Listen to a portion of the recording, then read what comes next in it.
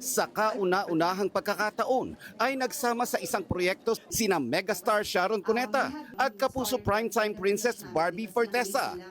Para yan sa collab ng GMA Network at ABS-CBN Studios na Honor Thy Mother, isang family dramang ipoproduce ng Dreamscape Entertainment. I got excited. But first it was really the story that was presented to me, and it was over Zoom. So meeting, they were all in the conference room, and there was a presentation, like slides in it. So I was so impressed. I liked the story. Tapos nalaman ko si Barbie. What an opportunity! I have to say also, di ba, ABS-CBN, GMA7, Dreamscape. So it's really a big project. I'm very proud to be a part of.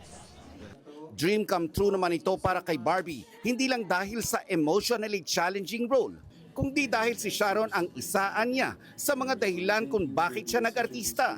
Dream big kasi mangyayari at mangyayari yan basta pursigido ka.